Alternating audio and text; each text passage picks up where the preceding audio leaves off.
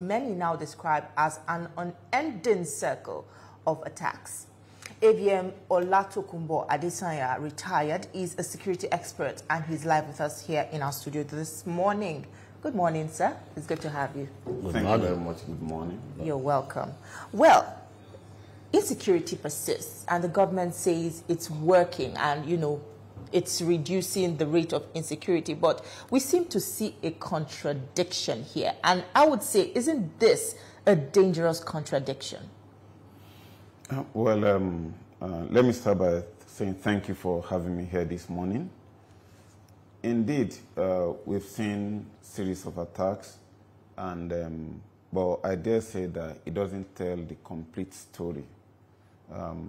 Not too long ago, we heard of the capture of these Ansarul leaders, and there are indeed many other victories that have been recorded by the armed forces of Nigeria and other related security services.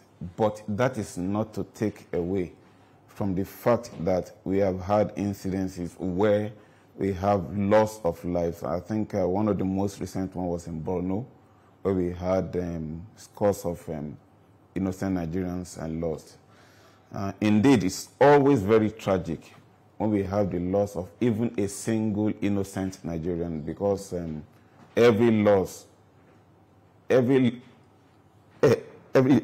loss, means a loss of dreams, means loss of potentials, and it's not talk less of up to 60 human beings. So it's not something that can continue. But then what do the terrorists do? They take advantage of small settlements that are largely unprotected. We know that it's hardly possible for every inch of our vast territories to be protected with boots on ground by soldiers. And that's why we must begin to think, so what do we do to ensure that this stops? There are quite a number of steps that could be taken to address this, even at the risk of maybe sounding like a broken record. You said it, it's an all-of-government approach where we have a combination of both the kinetic and the non-kinetic approach, and where we'll have this taking place. And of course, when we do this, there is nothing that that we are going to do that will not ensure that we eventually deal with these terrorists. So I'll be talking about some of these things this morning. Okay. Some Nigerians also say that most of our approaches in terming this is reactive rather than being proactive. Are there things we need to prioritize in this aspect of being proactive in dealing with this violence, whether it is insurgents, whether it is bandits or whatever?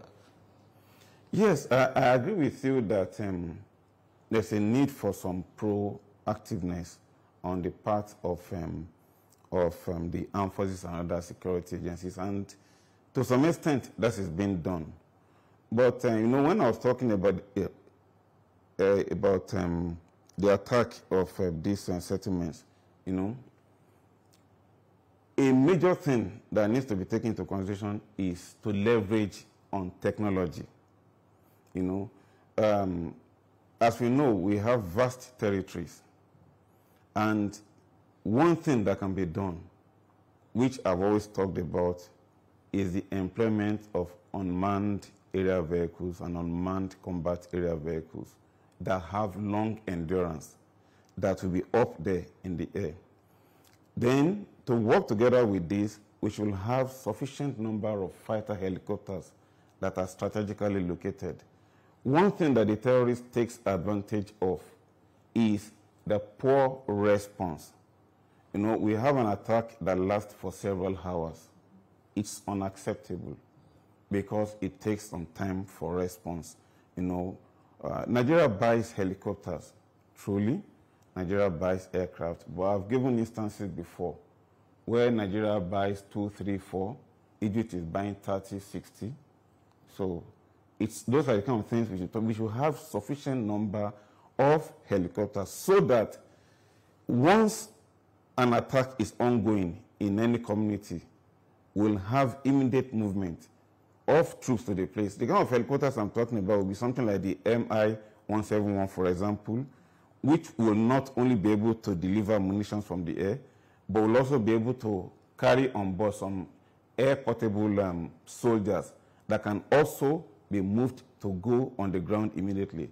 So that any time an attack is taking place, and then we have these helicopters in place, and then there's an immediate response, the moment the terrorists realize that once they go on an attack, that they will be immediately stopped or stopped halfway.